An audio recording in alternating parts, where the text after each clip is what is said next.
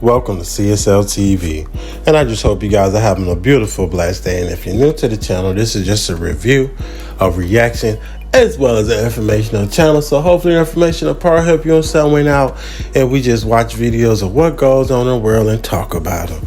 And as you guys can see, a Texas teacher is in the news again, y'all, and his name happened to be Jamal Thomas, who was arrested for having an improper relationship with a female student. So the student gave him permission to pick her up.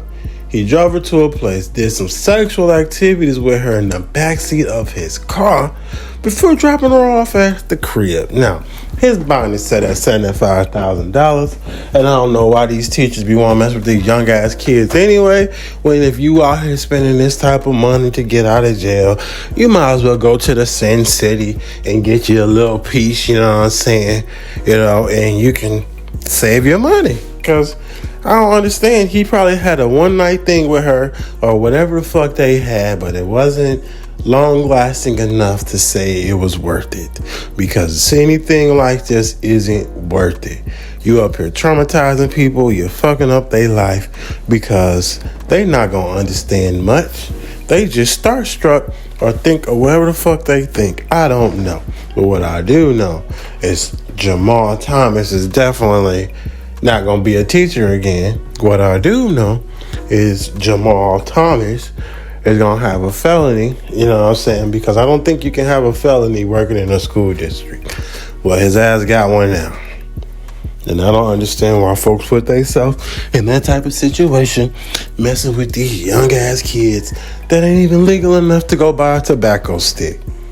But I don't want to make this too long. So as always, I hope you guys are having a beautiful, blessed day. Let's get it.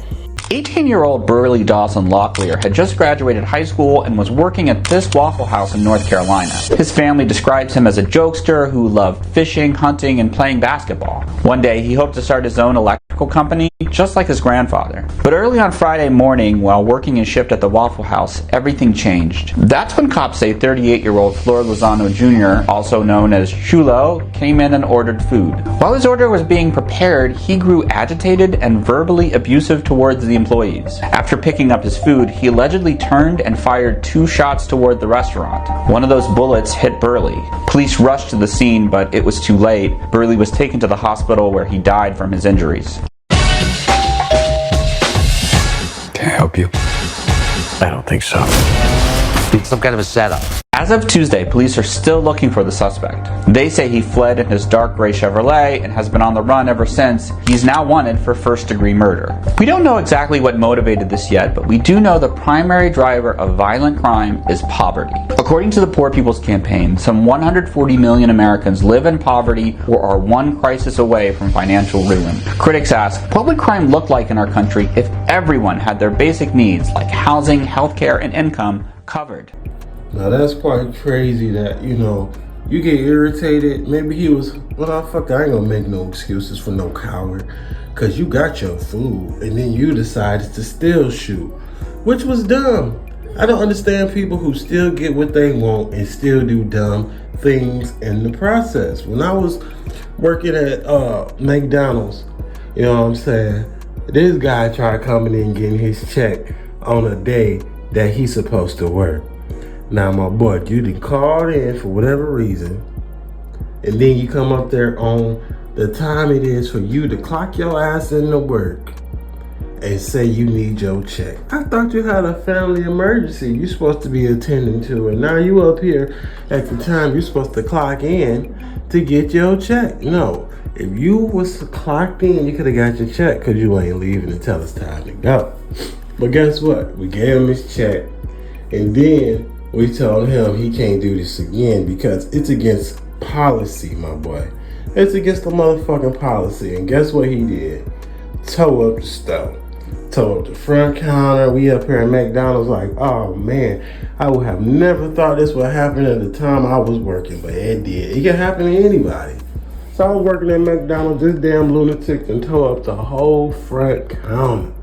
I'm saying glass, cups, paper products, sauces all over the place, you know what I'm saying? And I'm just thinking like, I hope he don't decide to do anything more reckless than this, because that is when I'm going to have to turn into an ignorant person to protect us, and most of all protect myself, because I have kids that needs me, depend on me. As a father, I have a boy, so I need to teach him to be a man and not one of these little simple ass guys out here who never matured past the teenager, and now they doing stupid shit like this. So everybody, just need to learn that we all in this shit together. There's no you without me, and there's no me without you. One person in this world, think how the world would be. All of us in the world is what's making the world go. 73-year-old billionaire Daniel Reiner went swimming in his huge private lake and never came back. The billionaire investor and biotech magnate was found dead in his own lake, located on his massive secluded estate north of Spokane. He vanished on the evening of August 30th. A search was launched, but it had to be called off due to nightfall. When the search resumed the next morning, cadaver dogs led investigators to the 200-foot deep waters of Trout Lake. At around 3 p.m. the next day, Reiner's body was recovered. The sheriff in charge reported that there were no signs of obvious trauma. Reiner had been a prominent figure in the business world. In 2016, he sold a company for a staggering $5.8 billion.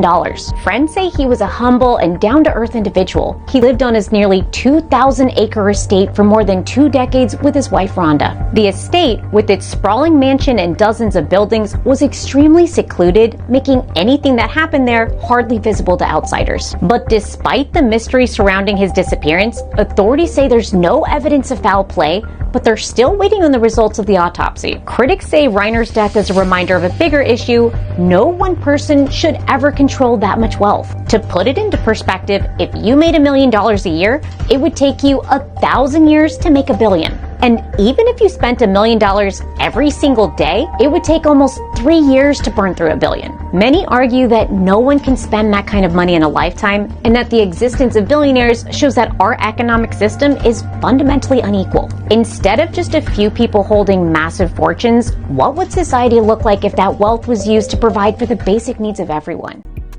My condolences goes out to that rich guy family. Man, a billionaire.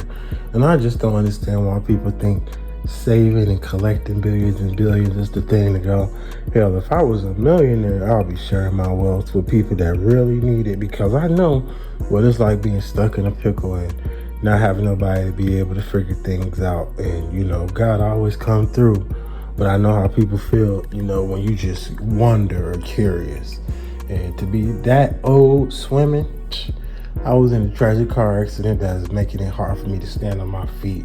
So just to being able to walk would be everything in the world to me, without all these extra, things that they got to put in my body and all these other crazy electronic devices. And man, a private lake, boy, the lifestyle of a billionaire.